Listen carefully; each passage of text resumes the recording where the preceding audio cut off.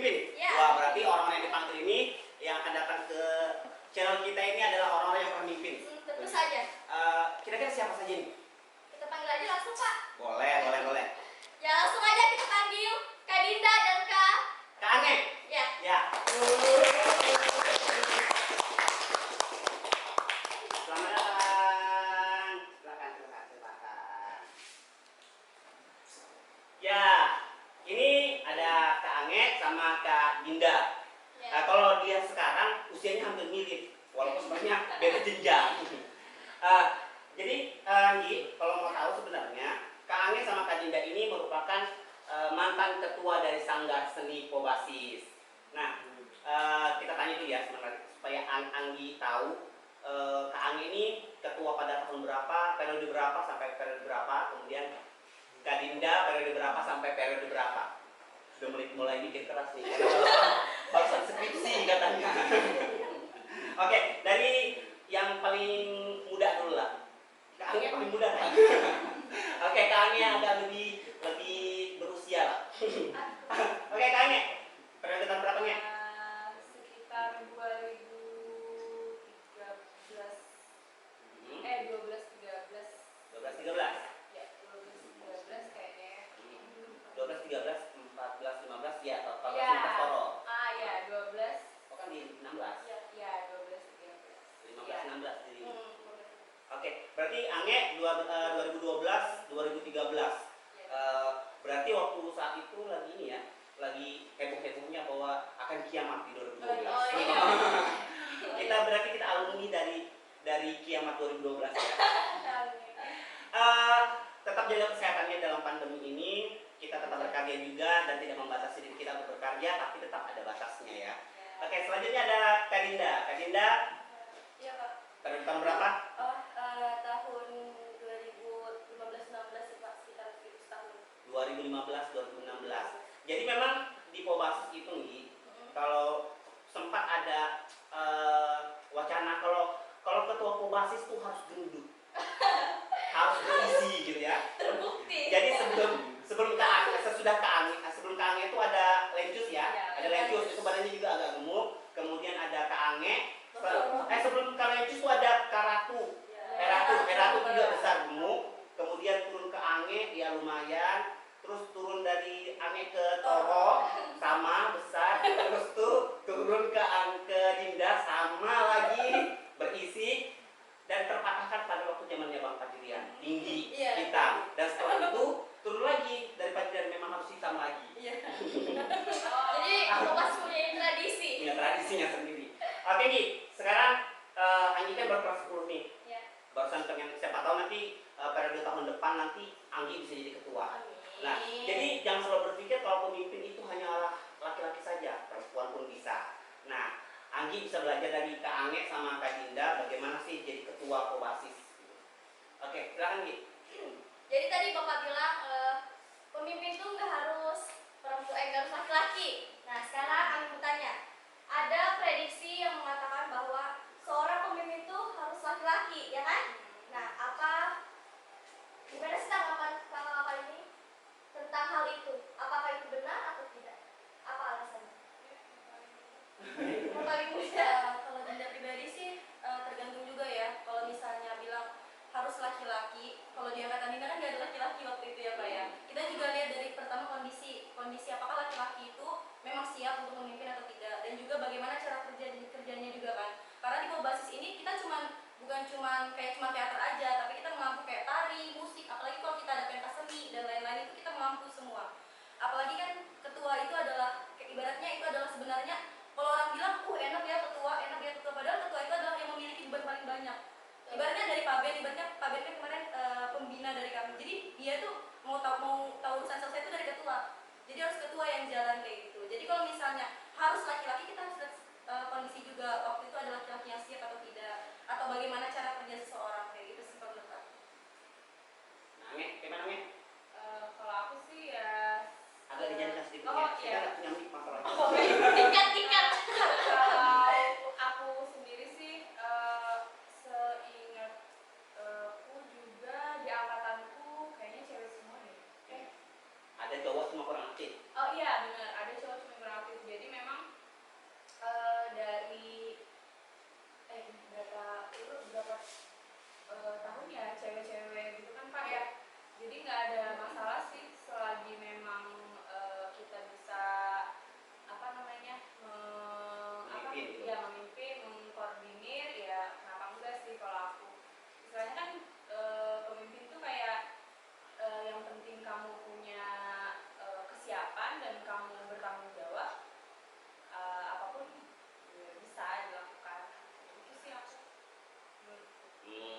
biasa. Jadi perlu diketahui kalau Kak Ami ini sudah lulus nih ya, cuma Iya. belum sudah ya karena pandemi ini ya. Jadi Kak Ami ini dulu kuliahnya di Visipol Iya. Unmul jurusan sosiatri. Sosiatri. Nah kalau Kak Dinda ini alhamdulillah masih kuliah di Yogyakarta jurusan apa? Fisioterapi Fisioterapi di Universitas ICM Yogyakarta. Yogyakarta. Apalah itu? Oke, kayaknya Wi, Kurang seru kan, Pak? kurang seru kayaknya kalau semuanya kita belum panggil lagi ketua-ketua yang lain. Walaupun sebenarnya masih banyak ketua-ketua yang lain, cuman yang bisa kita panggil karena masa pandemi ini hanya beberapa saja. Oke, Wi, siapa lagi nih, Wi? Gimana kalau kita panggil Bang Benny sama Bang Sadam? Oke. Oke, selamat datang. Ya, langsung senang. Langsung aja. Oke, di belakang. Oke. Ini ada Bang Benny sama Bang Sadam. Ketua yang ini mereka berdua barusan lulus nih dari SMA 2. Barusan lulus dari SMA 2 jalur corona. Oke, kalau sama Bang Benny sama Bang Sadam kan sempat ketemu ya, sempat ketemu ya kurang lebih setahun ya, Setahun kurang. Tapi pasti Anggi masih belum tahu nih selama mereka jadi ketua itu gimana sih rasanya, gitu ya. Oke, silakan Anggi. Siap gak ditanya? Siap, insyaallah. Pasti nih kan selama Bang Benny, Bang Sadam menjadi ketua pasti nggak asing dengan kata tanggung jawab. Nah selama abang-abang ini menjadi ketua, apa sih arti tanggung jawab untuk kalian itu? Arti sebuah tanggung jawab yang selama ini kalian bebani atau yang kalian jalani, apa arti buat kalian tanggung jawab itu? Ya, benar. Ya, agak maju badannya, biar kena cahaya. Kayak gitu. Ya, kalau dari Bang Benny sih, tanggung jawab itu yaitu mengerjakan apa yang seharusnya kita kerjakan, terus apa yang akan kita lakukan selanjutnya untuk adik-adiknya, apa yang kita ajarkan untuk adik-adiknya kan. Nah, kalau abang sendiri sih pribadi, kalau untuk tanggung jawab itu agak susah sih ngurusi adik-adiknya, karena jadinya bengal. Dengar-dengar adik-adik. Ya memang pada intinya kan ketua itu kan memang harus punya tanggung jawab. Sebenarnya kalau kita bilang beban itu akan jadi beban, tapi kalau semuanya kita jadikan itu suatu tanggung jawab, karena kita diturunkan ke dunia ini sudah punya tanggung jawab. Artinya kalau kita jadikan beban selamanya dia akan jadi beban. Tapi kalau semuanya kita jadikan itu suatu tanggung jawab sebagai amanah, maka itu akan menjadi amanah dan jadi tanggung jawab yang baik dan akan bisa menjadi pahala buat kita, gitu ya. Amin. Oke, Bang Sadam, gimana Bang Sadam? Mereka ini satu angkatan, cuman Bang Sadam waktu dia kelas 10 sudah jadi ketua. Kemudian pas dia naik kelas 11, akhirnya Benny yang naik untuk jadi ketua. Oke, Bang Sadam, silahkan. Ya, kalau menurut saya sih Pak, tanggung jawab itu emang sudah kewajiban sih. Itu kayak sifat kewajiban yang memang harus dipunyai pemimpin itu. Bang Sadam, Anda usul ke atas.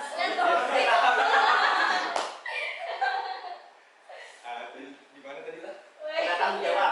Oh iya, tanggung jawab itu kan emang suatu sifat yang harus dipunyai itu sama pemimpin. Kalau misalnya kita pemimpin, kita nggak punya tanggung jawab tuh kayak rasanya tuh nggak bisa lah, percuma dia jadi pemimpin tapi dia nggak punya tanggung jawab. Makanya kita kan jadi pemimpin karena kita dinilai sama orang tuh kita ada tanggung jawab, kita bisa mimpin yang di bawah-bawah kita, bisa mimpin adik-adiknya. Makanya itu kita dikasih tanggung jawab supaya bisa mimpin adik-adiknya. Yang mungkin itu saja Pak yang dari saya. Oke, nih, sekarang kita ini sudah terhubung dengan Bang Toro yang lagi kena lockdown di Jogja, jadi belum bisa balik. Ya. Nah, Bang Toro ini merupakan ketua di periode 2014-2015 setelahnya Kak Ange. Nah, sama ini turunannya bukan tradisinya yang besar-besar, Iya, gitu ya. besar-besar. Oke, halo Bang Toro. Halo, apa kabar Bang? Baik, alhamdulillah. Gimana baik? Alhamdulillah. Oke, nih saya mau serahkan ini. Jadi Bang, mau tanya nih, menjadi seorang pemimpin itu kan Bang tidak lepas dari kata tanggung jawab, ya kan Bang? Nah, menurut sisi dari Bang Toro, apa sih arti dari tanggung jawab?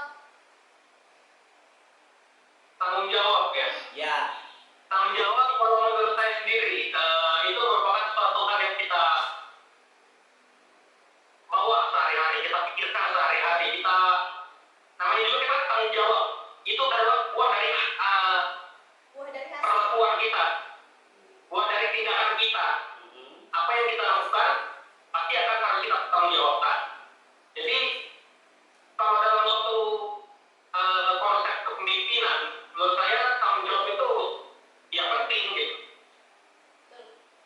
Artinya tanggung jawab itu ketika kita hidup dan dilahirkan ke dunia ini pasti semuanya masing-masing punya tanggung jawab kok ya. Pasti ada, iya pasti ada tanggung jawabnya. Tinggal kita melatih aja lagi untuk memperkuat tanggung jawab kita masing-masing. Seperti itu ya. Iya. Ya tergantung di mana kita berdiri, disitulah kita punya tanggung jawab. Iya. Oke, kalau Mas jangan diputus ya sambil dengar ya. Oke, sekarang Gi, tanya lagi Gi. Jadi selama menjadi pemimpin, menjadi ketua di Sangat Seribu Basis ini, ada nggak sih perubahan sebelum menjadi pemimpin dan sesudah menjadi pemimpin? Perubahan ya ada sih, pasti kayak lebih bertanggung jawab ya, apalagi kan kita ngayomin adik-adik di bawah, terus itu yang paling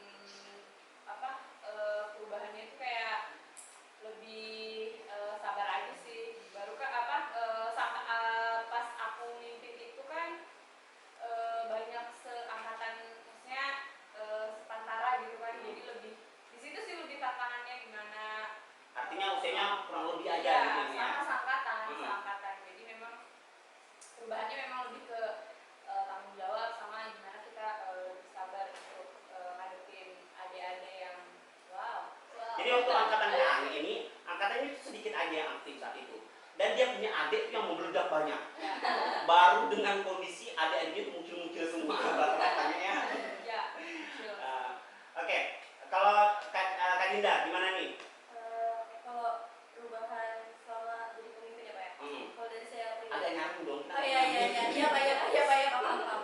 Oke, dari kalau saya pribadi sih ya tadi sama Kak kayak bisa lebih sabar aja ngadepin semua, terus kayak lebih banyak kayak bertanya tuh gak malu gitu loh Pak, kayak berani nanya sama bapak, sama terus kayak kita tuh kayak kalau saya pribadi, saya tuh jadi pemimpin kemarin saya lebih banyak bertanya sama yang lebih sudah menjadi alumni kayak Kak Ange, Bang Toro, apalagi angkatan Bang Toro saya akuin adalah angkatan yang paling bisa gimana ya, sama dia ngayomin ke adik-adiknya gitu. Jadi kita tuh gak ada namanya takut bertanya, tapi kita tetap tahu gimana tata krama pada saat itu. Jadi kalau menurut saya pada saat kepemimpinan saya itu alhamdulillah sudah mulai bisa dikoordinasi, mungkin karena angkatan Kak Ange sudah menghadapi yang ujian, jadi pas angkatan saya itu benar-benar sedikit banget ya Pak ya, waktu itu kayak cuma beberapa aja, kayak cuma 4 orang yang aktif, udah sisanya ada bawah juga. Jadi karena sudah ada, masih ada Bang Toro, masih ada Kak Ange yang aktif ke bawah, jadi masih ada bantuan sih alhamdulillah pas angkatan saya. Tadi Kak Dinda nanya bilangnya jangan takut untuk bertanya sama bapak, sama kakaknya. Walaupun itu kalau semuanya tanya sama bapak nanti yakin gitu. Oh iya.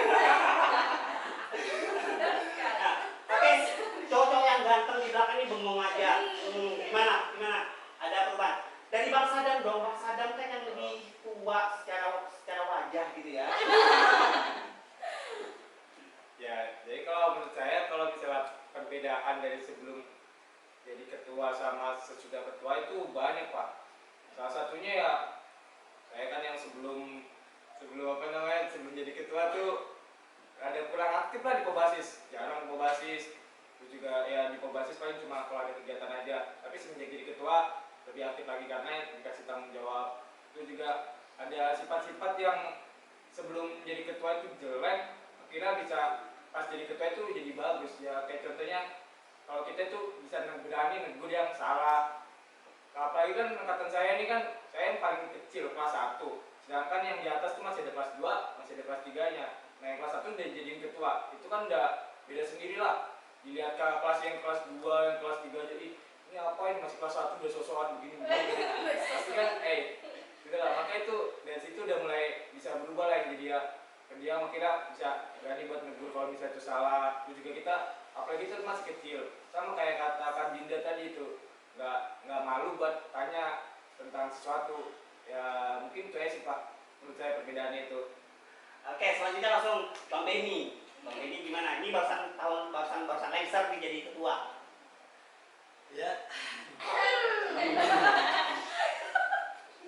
Tuh dari abang sih sama kayak kakak-kakak dan Bang Sadam juga.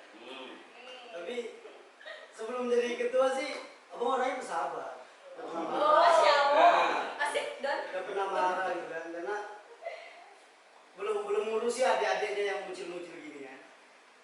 Tapi kenapa pas jadi ketua makin sering marah jadinya. Apalagi itulah harus dicek. apalagi adik-adiknya, aduh lah pokoknya Pak. Gitu aja Pak. Oke, Bang Toro gimana nih? Tema tadi? Perubahan sebelum Bang Toro jadi pemimpin, jadi ketua sama sesudah. Sebelum jadi ketua dan sesudah jadi ketua. Kalau Bang Toro ini waktu dia sebelum jadi ketua dia jarang aktif. Wah, Oh iya. kalau saya Langsung. perubahan itu selama jadi ketua Pobakis dan setelah itu jauh banget ya perubahannya gitu loh. Awalnya kelas 10 itu saya pertama itu memang tertarik mau teater, tapi karena saya orangnya pemalu jadi Pemalu. tidak aktif. Coba dikat bukan pemalu, pemalas. Oh iya, iya parah sih Mas. Aktifas. Jadi agak inaktif gitu kan sampai akhirnya pas ke akhir semester mulai kelas 2 itu dipanggil Pak Ben untuk ikut kabaret perpisahan. Di situ akhirnya sudah mulai aktif dan setelah itu barulah di kelas 2 kita ikut Absetra, baru itu saya mulai aktif di Pobasis. Nah, dalam proses aktifnya saya di Pobasis itu dan kemudian menjadi ketua itu terlihat sekali perbedaannya ya. Yang pertamanya, yang ini paling nampak ini yang pertamanya itu saya dulu kelas 1 semester 1 itu rankingnya ranking 28 dari 30 dari 30 berapa siswa. Kemudian naik ke 20 berapa ya? 22 kalau nggak salah.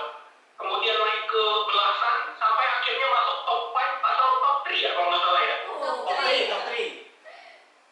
Top 3. Ya. Masuk top 3. Jadi dalam selama saya masuk ke Pobakis ini justru meningkatkan kemauan saya untuk belajar lebih giat. Kenapa? Karena ada ancaman kan? Iya kan?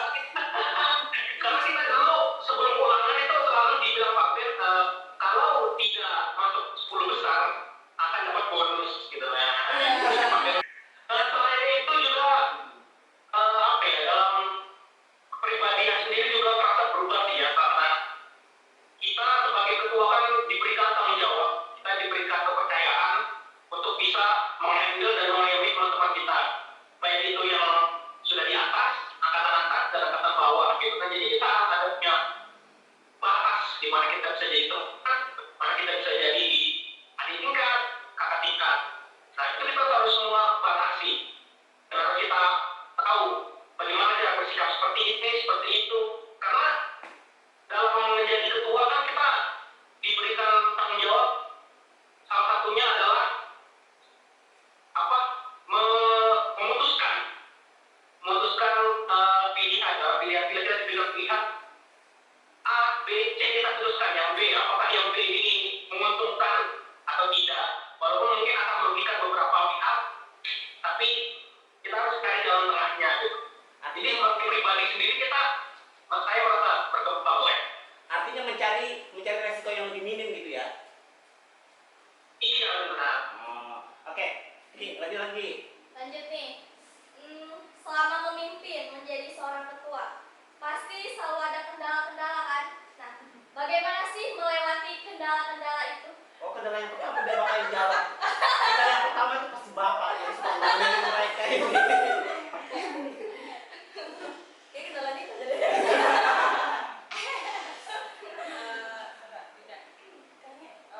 Kalau aku sih kendala iya sih pertama di omelin bapak. Jadi pernah nangis kan? Mungkin zaman-zamannya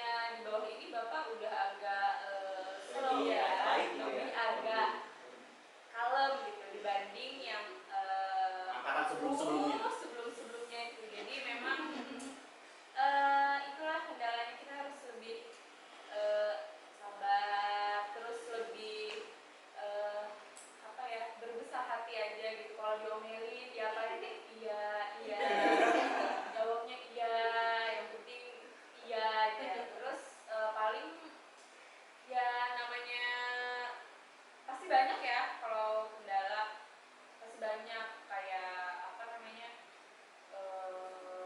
Mikirkan kegiatan ada-adanya, bagaimana jalan gitu ya. mikirkan mikirkan kegiatan, apalagi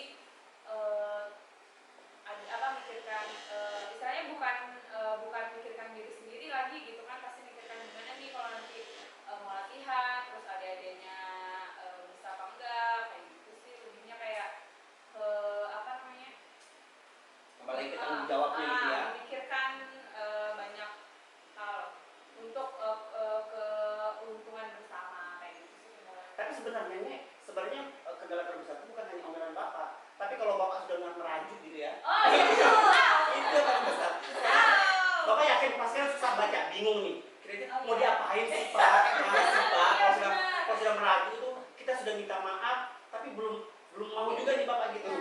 Karena memang tipenya bapak kan tunggu bapak ikhlasin dulu semua baru bisa kita ini kan. Karena percuma sesuatu yang kita jalani tapi kita tidak ikhlas. Kalau bapak sih Iya, gitu. benar. Dulu tuh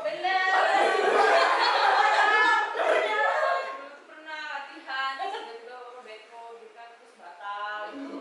Itu juga kendala, udah dateng gitu kan, terus tiba-tiba batal, kasihan kan ada-adanya kayak gitu. Terus kita mikir, aduh gimana ini bujuk bapak gitu.